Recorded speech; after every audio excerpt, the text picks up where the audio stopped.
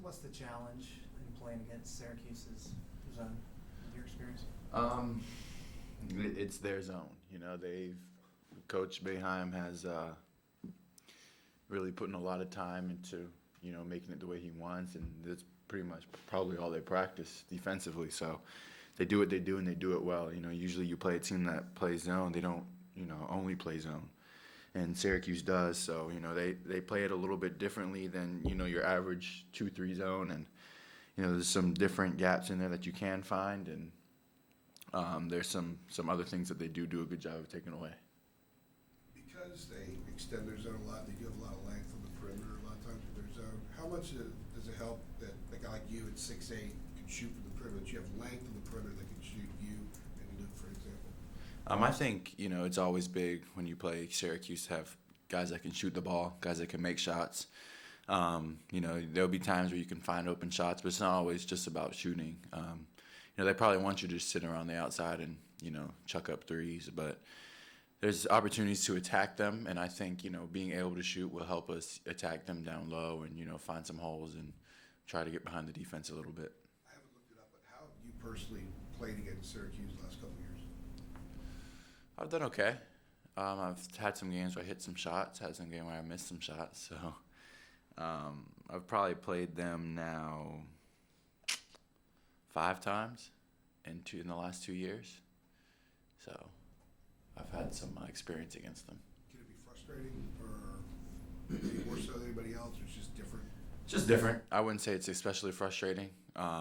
It's always good when you get a rhythm going, and when you find opportunities in the zone, and you find where shots can come from, and then you kind of watch them react and try to figure it out, and then counter their counters with something else. So it's not overly frustrating. This group that you guys are in right now, did you expect it to come at this time of the season, being less than 2 weeks away from March and heading into that part of the year? Did you expect to get where you are compared to where you guys were at when you were dealing with the 3-game losing streak? Yeah, there's just some things we needed to improve on as a group. Just some shot. We encountered some teams who made a lot of shots against us, so we had to get back to the drawing board and kind of figure out ways to limit that and pick up our sense of urgency. And I think we're also clicking a little bit more on the offensive end too. So just a couple things falling in line, like you said. As for expectations, we expect to play to our full potential every night. So, to go out and win a couple in a row feels good, but it doesn't satisfy us by any means. We don't go into this game thinking any differently than we walked into the Pitt game. We go into this one, we want to win just as bad as we won all along, and want to keep this thing going. Cam, your transfer offers a kind of a unique perspective on how this team is constructed and is run. I'm curious, with Joe and Theo kind of being the senior leaders, how do they play off of one another, and how does that dynamic kind of work? Something that I've really noticed is that they make timely plays. Every time we've been in a close game, every time we needed big buckets, somebody's always stepping up, making a play offensively and defensively, and even on the boards. You saw, in the Duke game, the Notre Dame game.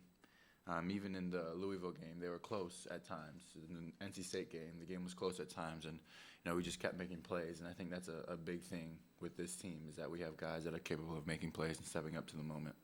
What about off the court, kind of in the locker room with Joel and Theo? They're good locker room guys. They're good leaders. They're good seniors. Everybody tries to keep everybody on the same page. You don't really have stray ends that cause problems in the locker room.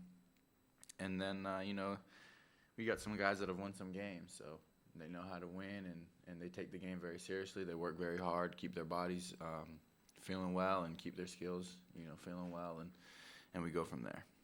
How would you say Theo's leadership is unique? He's a very unique personality. What has been your experience with that? Yeah, he's definitely a unique guy. That's the best way to put it. He brings energy, a different kind of energy, and it kind of just fits the type of player he is. He's a versatile player, and he can do a lot of things, and he can do surprise you with some things, make some really good looking plays, and that's just kind of the person he is. he's energetic. He has fun when he's playing. He brings, a real positive vibe to the team. There wasn't a moment, like the guys who've been around this program are used to sort of Theo being Theo. Was there a moment when you got here where you were like, man, this guy's something else? I think as soon as I came on my visit and as soon as I got here, I knew he was a character. He's definitely a character. You kind of have a unique perspective of playing against him and with him. So how do opposing teams kind of game plan for Theo? What do they think of him? You want the honest truth? Yeah. All right, so I remember in our scouting report last year, because I think I was originally guarding him last year.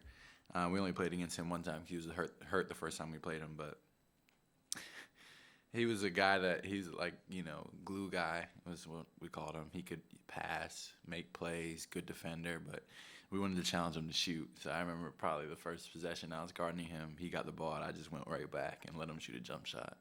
I think he missed, but he also hit a 3 early in that game too, if I remember correctly. So that was basically the scouting report on Theo. But he's a game changer, is what we noticed. Like you put him in the game, he's going to make plays. He's going to get rebounds. He's going to, find people in open spots. He's going to make good defensive plays. So, that's the scouting report on Theo. Has he forgiven you for that level of disrespect yet, or what? I mean, I don't think it's disrespect, honestly. I mean, you backed up and let him shoot, so. I'm just guarding him the way I was told to guard him. No, I had no disrespect towards him. I didn't, hey, I'm trying to stop you just as much as you're trying to stop me. So. Because of having a scouting report against these guys a couple times last year and playing them a couple times, did you have preconceived notions coming in here about some of them, and they haven't lived up to it? They've been very different than what you thought? You talking about Carolina last year, right? Well, Carolina, the guys that are here now that were here a year ago. So the guys that we would have scouted have been Luke, Joel, Kenny, Theo, basically, and B-Rob and Sev. And it's pretty consistent. What I knew about them from the scouting report, what I knew about them from playing against, it's just they mean more to me now. There's more to them now, but the base is pretty much there. I mean, Kenny, we knew Kenny was a guy that really energetic, plays a lot of defense, can make threes. Luke, we knew he could just make shots. He just put the ball up and it goes in the basket. Joel, he's a great point guard, great leader. And everything that I've learned from these guys playing against them, it's pretty consistent with how they are. Is Joel one of those guys that when he's not on your team, you don't really like him too much because the way he plays and how tough-minded and physical he can be? But then when he's on your team, he's like the greatest teammate you could possibly have. I think all these guys are. I think Luke I thought Luke was annoying to play against. Joel, Kenny, Theo, B-Rob, Sev. I think they're all annoying to play against in their own right. I mean, Kenny, when we played them here last year, he just kept stepping in front of everybody and taking a charge. And I'm like, dude, stop. Like, it's annoying. And, now that he's on my team and he steps in front of somebody and picks up a charge real quick, it's like, it's really exciting. So it's awesome to be, on a team with these guys. Joel's definitely, when we played them last year, we didn't want him to get going from 3. Our scouting report was, the games Carolina has won, Joel Berry has shot well, played well. The games Carolina's lost, Joel Berry has not played well. So we wanted to limit him. First possession, he comes out and makes a 3. So, yeah, definitely some annoying things. The 5 starters you included obviously are averaging over 9 points a game. What are the challenges when you're bench? The next closest guy is 5.7. What are the challenges knowing that the starters, you 5 starters, have to kind of produce in order to get wins? Well, I think it makes sense. I think we have guys that are capable off the bench. I wouldn't discount a lot of our guys from scoring more than 5.7 points as a maximum. So we have guys that we definitely can put in that can make plays. And I mean, we have 5 guys, like you said, that score over 9 points a game. So it's not like we have, we really heavily rely on 1 or 2 guys to score every point. And if one of those 2 aren't clicking, we're in trouble. I think, if, there's 5 guys that we have that are capable of scoring and are capable of scoring, in significant amounts. So with that, along with guys that we trust coming off the bench, I think we'll be okay.